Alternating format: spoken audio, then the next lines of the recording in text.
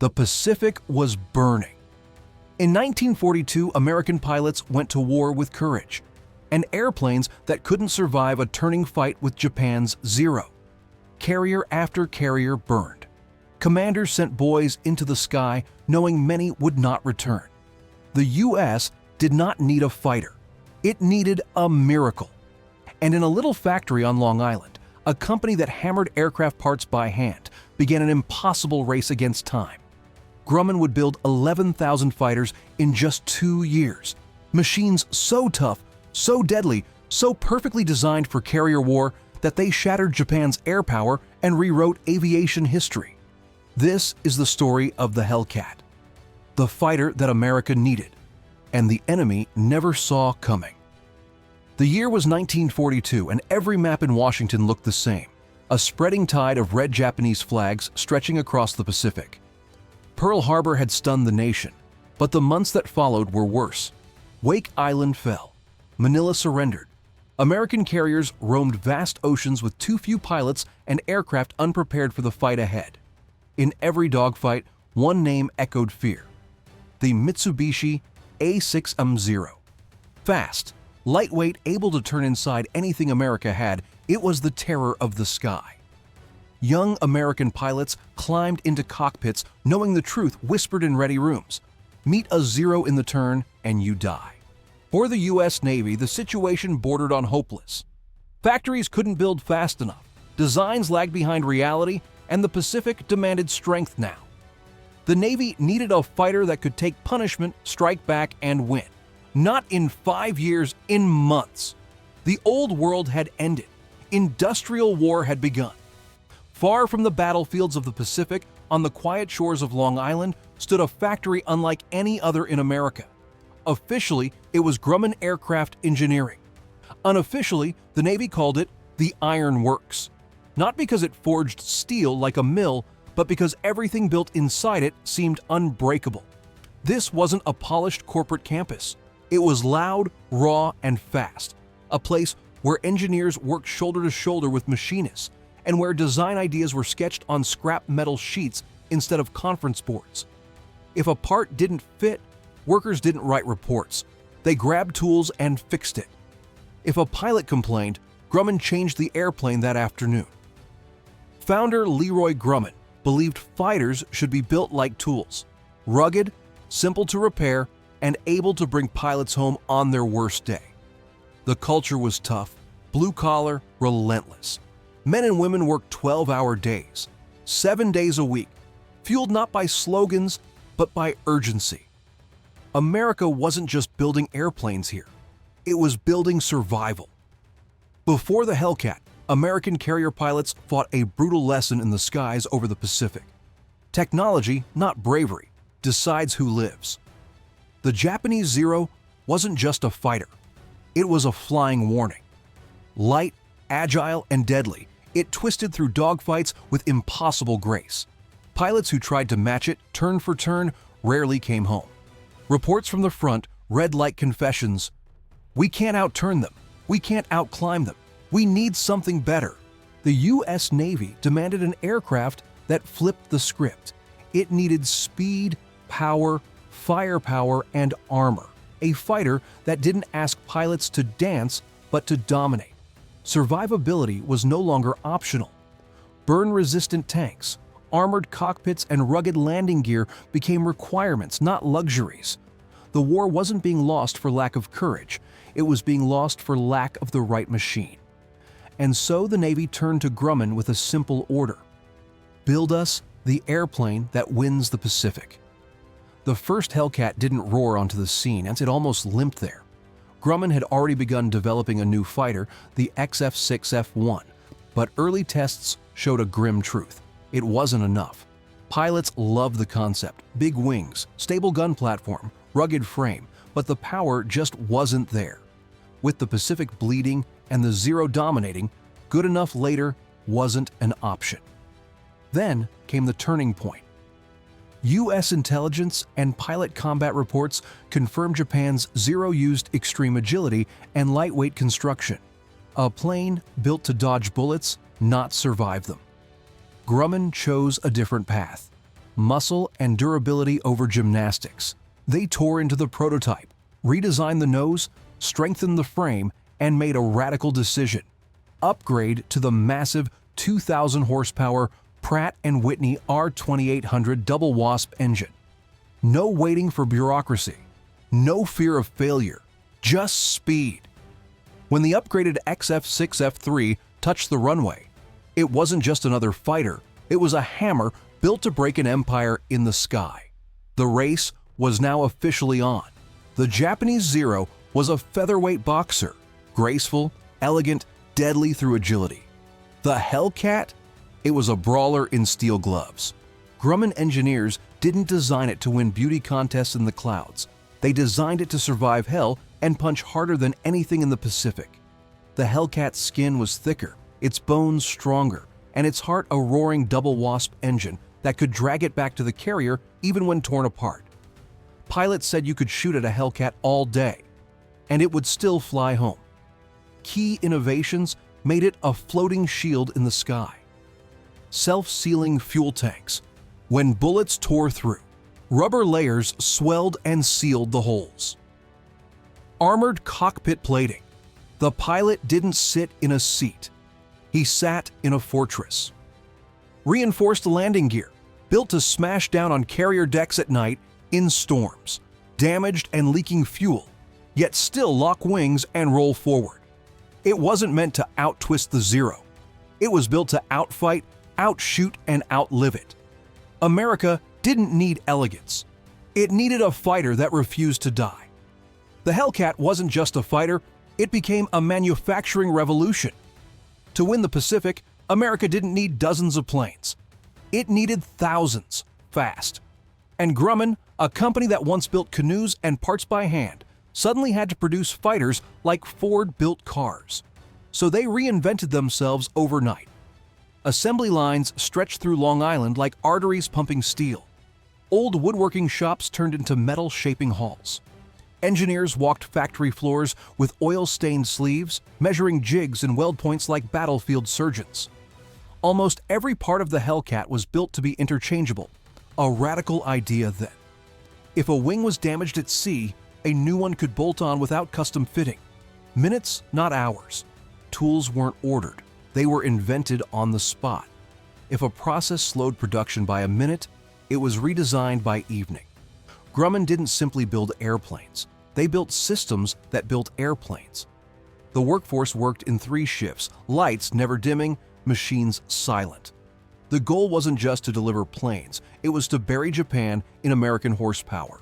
And with every new Hellcat rolling out, the balance of power tilted. Behind every Hellcat was an army not in uniform, but in coveralls and work boots. More than 30,000 workers powered Grumman's war machine, and they came from everywhere.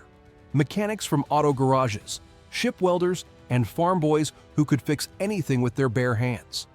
And then came the true secret weapon: women. With husbands, brothers, and sons overseas, American women stepped into factories and rewrote history.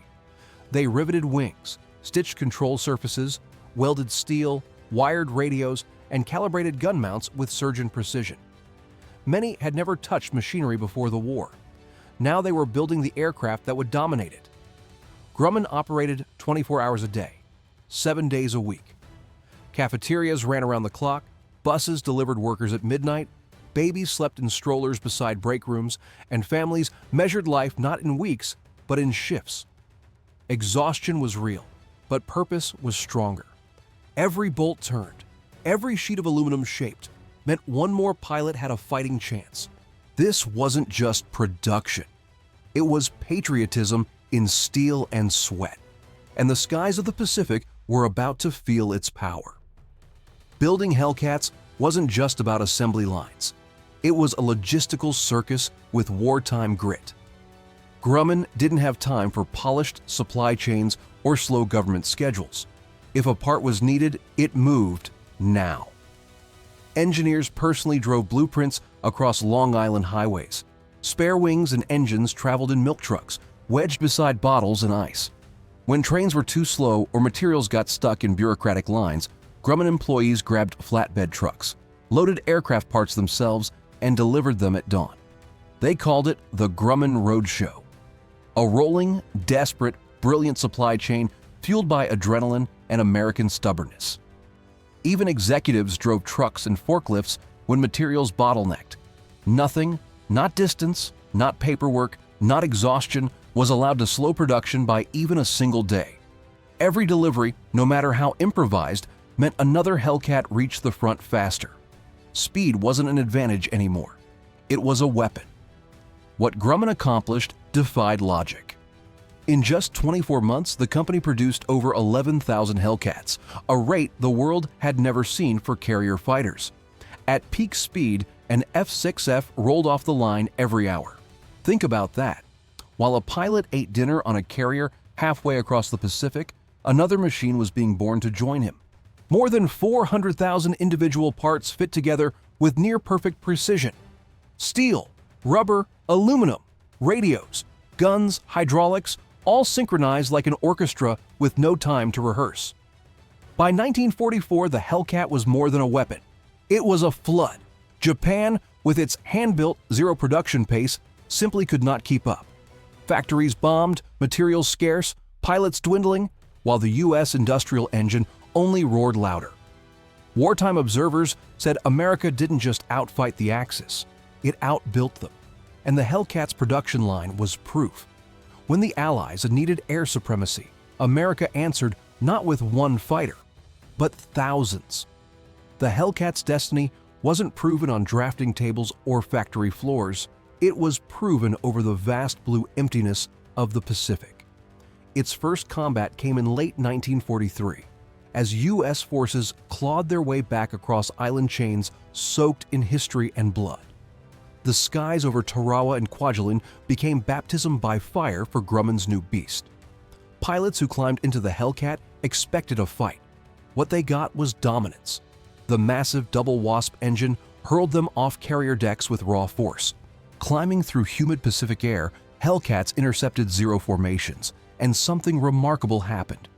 They didn't fear turning fights anymore. They could dive, climb, and take hits that would have shredded earlier fighters. Reports poured in. Hellcat brings pilot home with 200 holes.